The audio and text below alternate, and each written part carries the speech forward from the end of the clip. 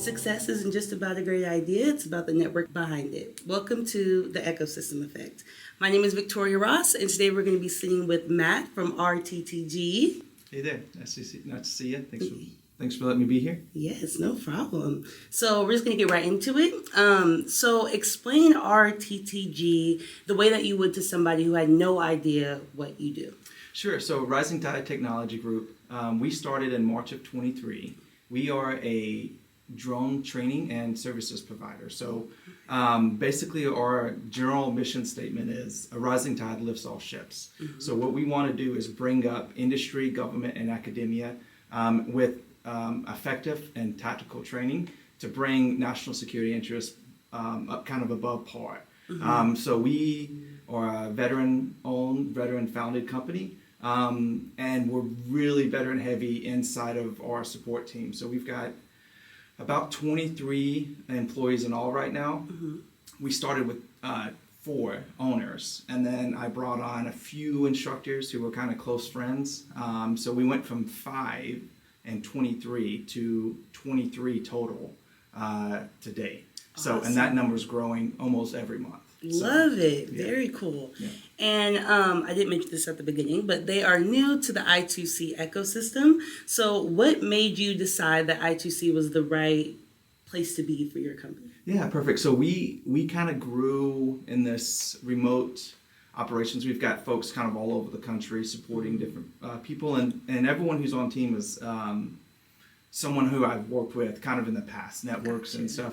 Well, what's happened is I realized collaboration was starting to kind of fall under. We were just in pure operational support, moving. Mm-hmm. And so a few months ago, I started kind of looking around Huntsville, and it's expensive, right, for a small business to to find a place here. So first conversation we kind of had was with the airport at their I forget exactly what they're calling the building over there. So we kind of looked at it, we're like, this doesn't feel collaborative. Mm-hmm. And then I talked with Taylor Abington over at the aerospace research here at UAH. Him and I have worked together on different projects in the past. He said, hey, did you know UAH has an incubator program? And I was like, I had no idea.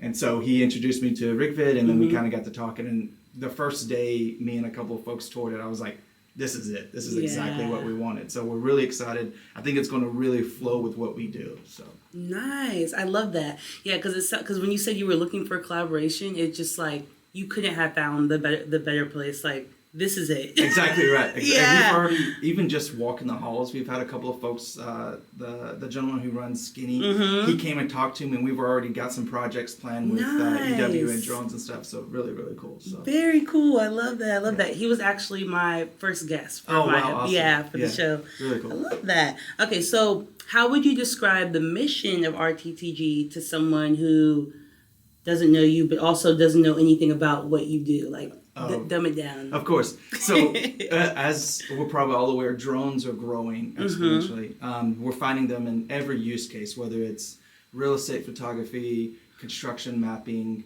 obviously defense. We've had drones in defense for a very long time, to police responding with drones, to delivery and all of that. So what we want to do is help all these agencies who are getting into drones, show them the way, show them the light. Yeah. So we're full of experts in every realm, whether it be construction progress, power, drones in public safety, drones in the military. So we kind of have this Rolodex of really smart folks. We want to try to get that knowledge out to everybody and bring everyone up.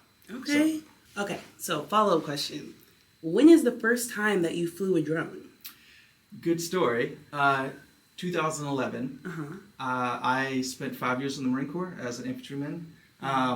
It's a kind of a long story, but basically I was driving a vehicle. I got hit by an improvised explosive device, an IED, in the vehicle. That put me out of commission for about 2 weeks in Afghanistan. So during that 2-week time, actually it was about a month total, but during that 2-week time, my commander was like, look, there's a brand new drone that the Marine Corps have. It's called the Raven. Mm-hmm. It's a fixed wing. It looks like an RC plane, but it's really ruggedized, and Anyone who's in the military knows exactly what I'm talking about, the Raven. But so they sent me to the schoolhouse during my recovery, during the TBI recovery. Oh, gotcha. So I was in the clinic, and they said, "Hey, while you're here, this is super relaxed. Go to this clinic, go to the school." And then I flew there. I came back and flew on and off for all 5 years I was in the Marine Corps, and I never really knew that drones were going to be what I did for a living. Wow. And it was just exactly. The IED kind of pushed me in that direction, and it was always a side job. Funny enough, I'm not from Huntsville exactly. I'm kind of out from Stevenson, which is, about an hour east from here. My wife, she was also Marine. She ended up joining the Marine Corps because she wanted to fly drones. Yeah. Did she work with you? No. She actually ended up, even though she wanted to do drones, the Marine Corps said, "We're going to make you an air traffic controller instead." Oh, okay. So she was ATC, and then I was infantry with drones. So there's this kind of battle between me and her about the fact that I'm doing drones. So yeah. Wow, that's so cool. Yeah.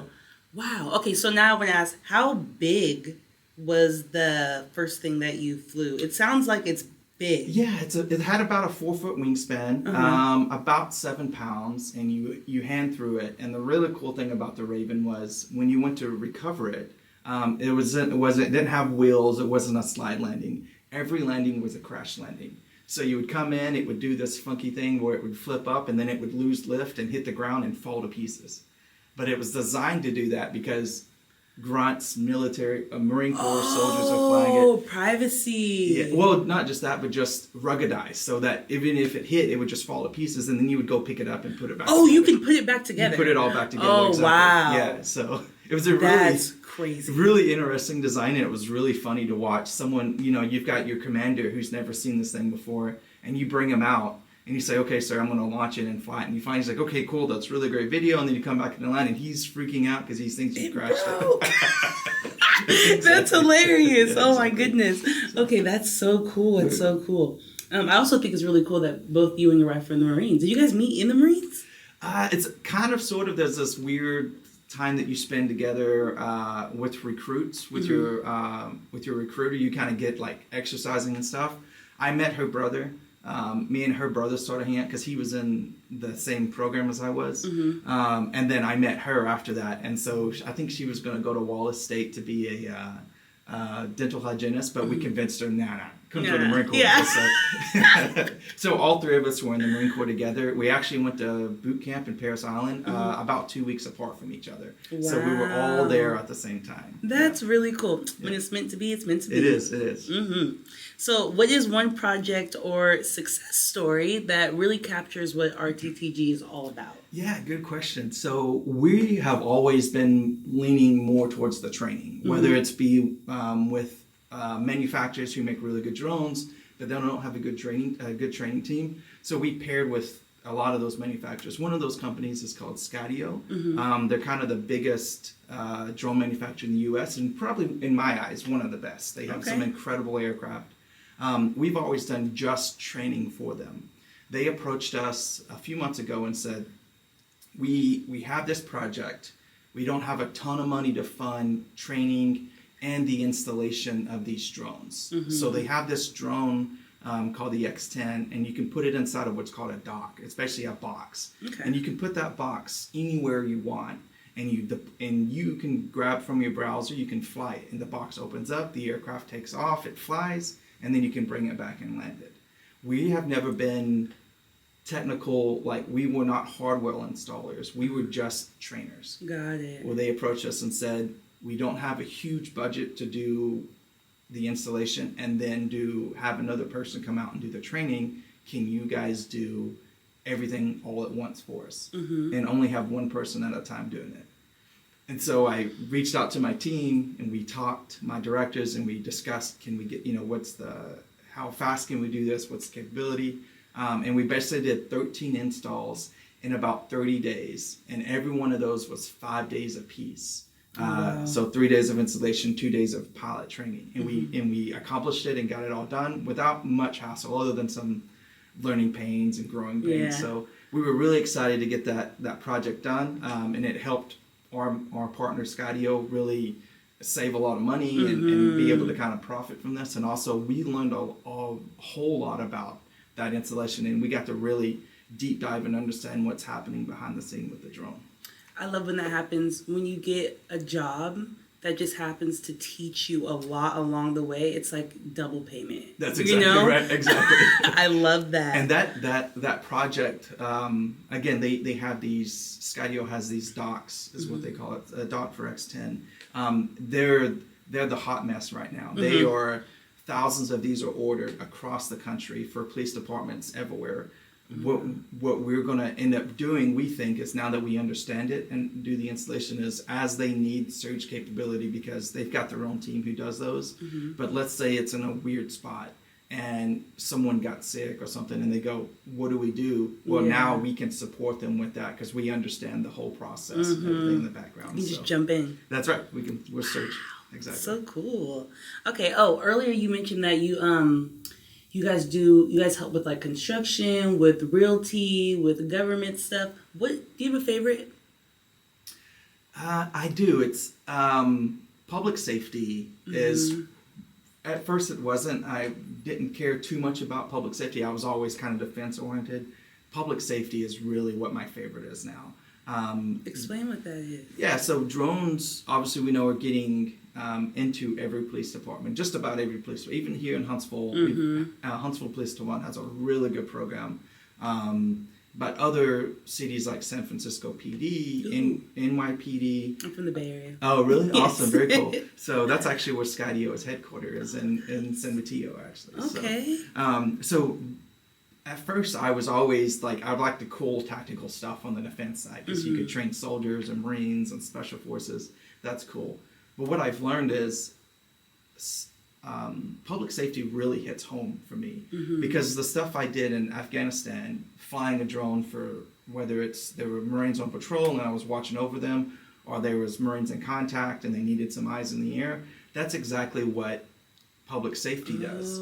So an officer gets on scene and he doesn't know what's going on. All he knows is what came in the call. He gets a drone overhead that's responding for him, and now he's got eyes in the sky and he can really know. So wow. Yeah, so that program is called Drone as a First Responder, and the idea is a drone can get on scene faster than an officer can. Yeah. So, and we're talking 30, 45 seconds to get on scene.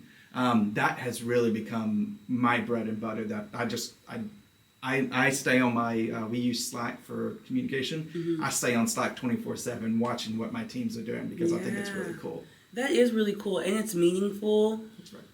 That's right. Technology is just changing so much, because, I mean, I can only imagine, like, I feel like we don't hear about cops being scared often, but I'm sure that they are. That's right. You know, and now it's like they have, like you said, eyes in the sky. Like, that's amazing. Okay, so when you do things like that, do you have to be live? Are you always live watching, or sometimes is it just recording and then something happens, you guys can look back? Yeah, so good question. So most of our support, most of our growth the past 6 months has been in this DFR world. We are supporting these PDs kind of across the country. So some of these, we fly for them, and sometimes they're flying and we're just supporting them with maintenance operations.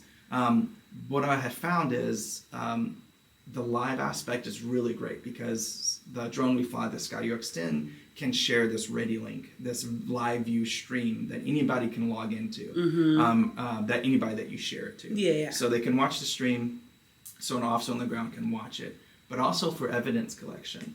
And the reason why I said that is we had a flight about 4 months ago where an officer was flying. There was actually an officer involved shooting. And our pilots were actually behind the screen kind of watching what was going on, helping the PD with like how to get the best angle and stuff. They were able to let the officer know, first thing, he's got a dangerous weapon. We need to make sure we like approach him carefully and safely. And then after it was all said and done, the evidence was collected. The evidence was automatically put into an evidence folder, and they were able to use that evidence to basically justify the officer involved shooting, saying the officer was in the right. This wasn't just a random thing, and that officer felt better, right? Because now he knows someone's watching him. So he can't do anything wrong, which we know is a big deal. And two, when he does the right thing, that it is recorded, right? So he knows he's in the right. Wow, I honestly have chills. That's so amazing. Right. That's so amazing. I just like when there's no room for error or confusion. That's right. Yeah, exactly. So that's amazing. We also had, this wasn't us, this was another PD, but it was within the Skydio ecosystem.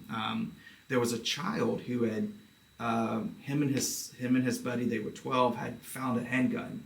And so they were playing kind of soldier against cops.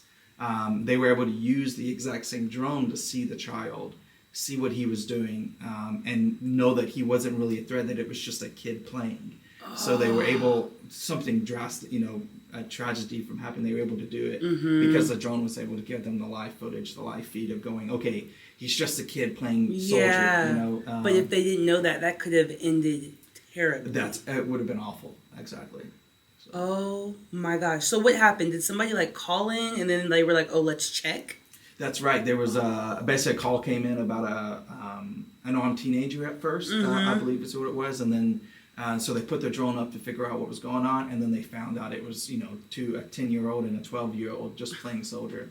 They were able to odd enough flashbang the kid, and an officer was able to come in from behind because they could tell that the kid couldn't see what was happening. Yeah. And they were able to grab the kid by the collar, kind of pull him out, and he dropped the gun. Got it. Yeah. So it was a huge deal. Right. Oh my goodness. It sounds like operating these drones is like video games in real life. Right.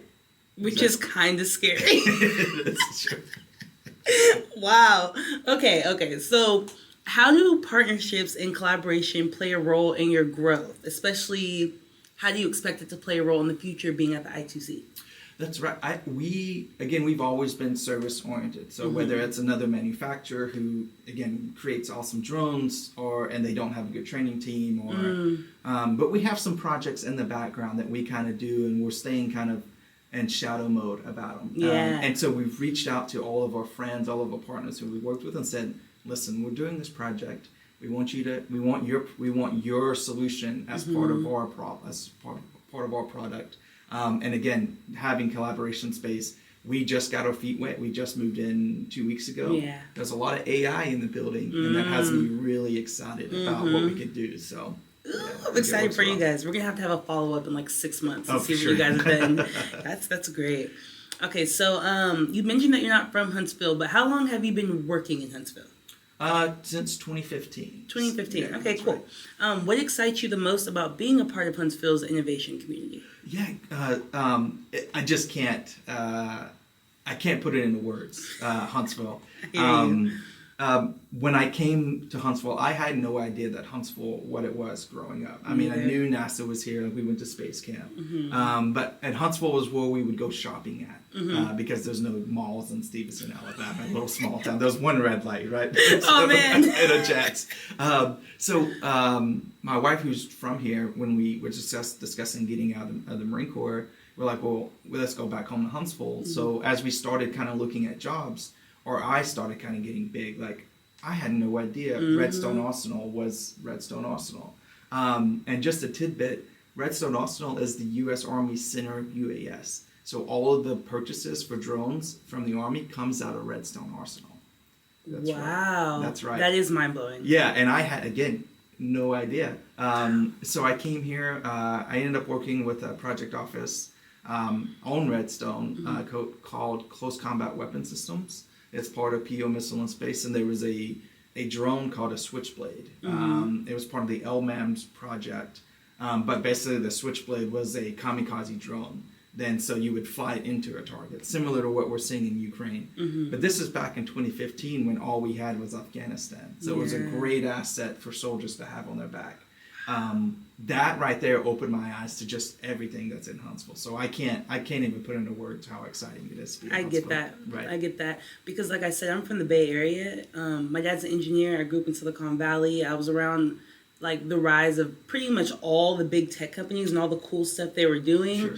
So when my dad was like, oh, come to Alabama, I was like, ugh. I was like, okay. It took me 5 years to actually come. And then when I did, I was like, I cannot believe that this is the place I landed in Alabama. That's like the most techie place That's right. in the South, you know? It is. And I'm like, what a blessing. Yeah. Like when I came to this building for the first time, the reason why I was so drawn to it is because of how he talks about collaboration and the open spaces and bouncing off ideas, because I have been inside Google, I've been inside Facebook, and the space is similar to this. It is. It's absolutely. very similar. So I was like, that's crazy how I ended up here. Like, it couldn't have been any better. That's right. I love it. Okay, I have to make the joke when I'm out traveling and I tell folks I'm from Alabama. I kind of get this weird look like, you're from Alabama. Yeah, how did like, you, yeah. And then I'm like, listen, I'm in Huntsville. It doesn't feel like the rest of Alabama. We wanted to get out of Alabama so bad that we built rockets to get out of Alabama. Exactly. Yeah, that's a good way of putting it. So, what is something that people might not realize about drone technology work until they see it up close? That it's everywhere. And there's a lot of pilots in the United States. The FAA has what's called a Part 107. This is your certificate to be able to fly drones. My dad's taking that. Oh, really? Oh, awesome. Well, let them reach out to us if you need help. We're experts in it. Yeah. But they're everywhere. There are folks daily doing, whether it's real estate, photography, construction progress. There's probably drones flying over your city now for public safety. It's not a technology to be scared of. It's just a technology to be aware of, to understand what's happening. So. Yeah, that was a good point, because when we first started and you mentioned realty and construction, I was like, oh, like I wasn't even thinking anything like that. I was thinking just like defense tech. Right. Yeah. That's right. You're right. And my dad actually, he's an engineer, but he also sells houses. And I don't think he even realizes he can use it for that. Absolutely. That's right. Yeah. You can get some incredible point of views and. I'm mind blown right now. Wow, I have so much to talk to him about. All right, so we're coming to a close, but what kind of connections or resources are you hoping to gain or share as a part of the I2C network? Yeah, kind of like we talked earlier, just as we kind of grow these shadow projects, having folks who are experts in their field, whether it's AI or engineering. What we try not to do is be experts of everything. We understand what we know, which is how to train drones and how to fly them, but now tell me how to make a better battery. Tell me how to make a better flight control system. So I think that the I2C is going to be the perfect place for that. And as more tenants come in and we kind of learn about them, and as we start walking around the halls, that's what we're really excited about. Yeah, I like what you said about not being experts in everything, because like we were talking before we started recording, and I said, I say yes to everything. I try, like that's what I'm trying to like zone in, because you can do more if you're an expert in one thing. That's right. You know, you can put all your effort into learning more about that one thing. So that's right. I respect that. That's really cool. So what advice would you give to fellow founders that are interested in entering a similar space as yours? Realize that working remote is fine, especially for startups who are trying to get grinding, but understand you lose a lot of collaborative between your teams.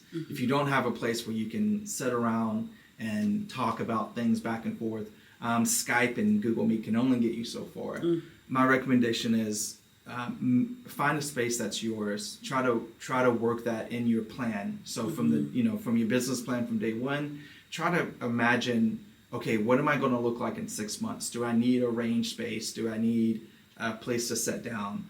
Those are some suggestions. Just plan for it. Plan to at least, even if it's a small office. We've tried to work at a couple of co-working spaces, Coin around Huntsville. Okay. We had an office downtown. It didn't feel right. It felt a little push, a little rush. It wasn't comfortable. Yeah. When we got this, again, we walked in and we said, this is perfect. Yeah, we're sold. Yeah, exactly. I love it. So I know you mentioned you have some work going on in the shadows at the moment, but what's next for RTTG that you can share with us? Yeah, good question. So we have got into this droneless first responder space. And I found the similarities between flying a drone, kind of like I mentioned earlier, for the military and the defense world, and how that equates to flying for police and public safety. We're going to continue to grow our team. We're slowly making our way across the map. We have about 7 locations 7 different PDs that we support right now. And each one of those are full-time positions where we basically have folks who are sitting there operating and maintaining drones. We're going to continue to push across the country. It seems like because Skydio is kind of based in California, that we're pushing from California all the way to the East Coast. Yeah. But we're going to continue growing that. But also, we need a place that I can create more DFR operators. And that's why another reason why we came to UAH, because we want to get students involved with this. So we want to bring folks in to come fly with us. We want to build a schoolhouse here. We want police departments to come to us for training. And so we're kind of looking for UAH to be our center of excellence. Yeah. UAH has an awesome UAS test range over by the airport. Nice. That range is we're going to be using it as much as possible, doing all sorts of remote operations and DFR work. So that's kind of our growth strategy for the next 6 months. That's amazing. Yeah. And I'm so glad to hear that you connected with Skinny R&D, because you guys are similar in the way that you guys teach. Right. And you're interested in making sure everybody understands fully what they're trying to learn. That's right. I think that's awesome. Very cool. Well, I want to thank you for sitting down with me today. Yeah, I feel like that was one of my best episodes for sure. Awesome. Yeah, I cannot wait to talk to you guys in a few months and hopefully have some other people from your team as well. Yeah, awesome. Yeah, thanks for letting me be here. This is Thank great. you. Yeah. Bye, guys. See you guys.